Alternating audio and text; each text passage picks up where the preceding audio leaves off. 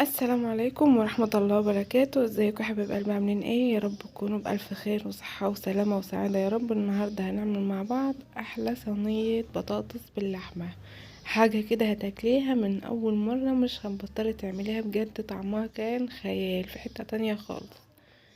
هنا معانا بصلتين وسط و حب يعني قرن شطة، فلفل حامي وقرن ونص فلفل بارد، وتلات اربع فصوص توم مهروسين. هنا معانا تلات اربع معالق زيت في قلب الصينية على النار. هنجيب بقى البصل، هنقطع بصلة واحدة مكعبات، مش هنقطعهم الاتنين.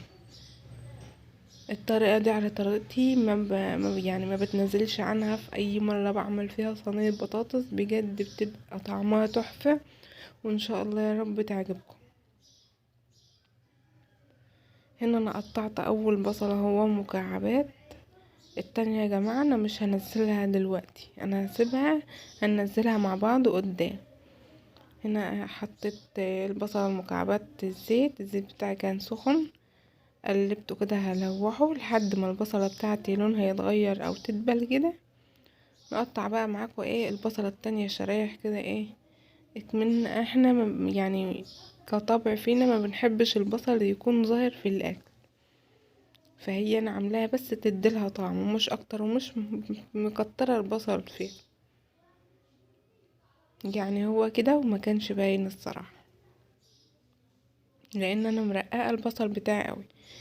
والفلفل الحامي هقطعه شرايح، والفلفل البارد نزلت بالنص قرن فلفل مكعبات برضو مع البصل هيتلوحوا.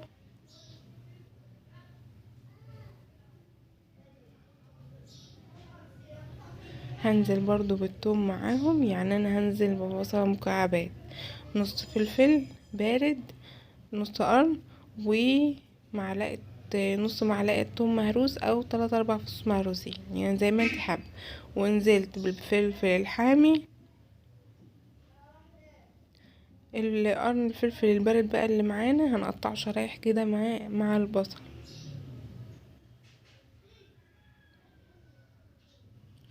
هنا بقى تعالوا نصدم اللحمة بتاعتنا مع الزيت كده من غير اضافة اي طماطم. هنخليها تتشوح على الجنب ده شوية وعلى الجنب ده شوية لحد ما تغير اللون بتاعها، وبعد كده هنشوف مع بعض احنا هنعمل ايه. تعالوا بقى كده مع بعض هنضيف لها البهارات بتاعتنا.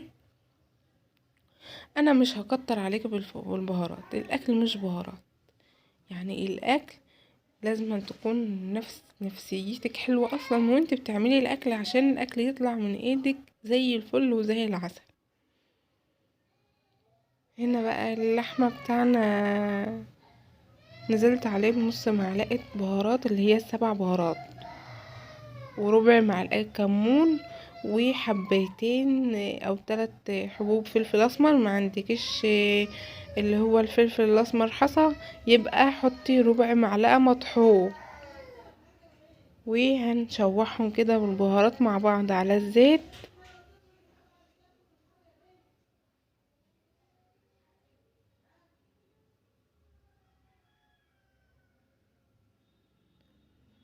وهنا نطرة السكر فيها هتخليلك اللحمة تستوي في ثواني، البطاطس بتاعتك ما تتهرش منك، الكلام ده كله لا. نطرة السكر ومنها هتحشلك حموضة الطماطم، وهتسويلك اللحمة بسرعة ومش هتغيب ولا هتاخد منك سوية على النار كتير. هنا بقى ننزل بقى بالبصل والفلفل اللي احنا عاملينه، خلاص احنا كده كده شوحناها، وهننزل عليها بقى بالطماطم بتاعتنا.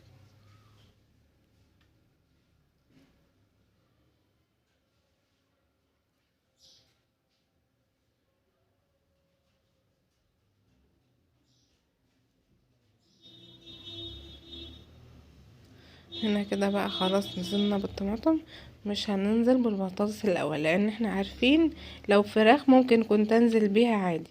حطينا الملح بتاعنا الاول ما تنسيهوش. انما بقى البطاطس اللحمة عارفين ان هي بتغيب شوية على النار، فاحنا هنديلها غلوتين كده قرب خلاص نص سوي للحم، وهننزل عليها بالبطاطس. هنا انا يعني غطيتها وخلاص كده اللحمه بتاعتي قربت تستوى. سوري بقى علشان الكاميرا مصورتش وانا بنزل فيها البطاطس لان كانت واقفه.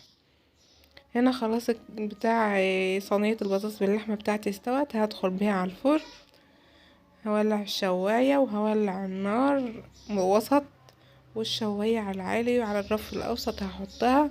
يا دوبك بقى هتاخد البطاطس بتاعتي تستوى خلاص.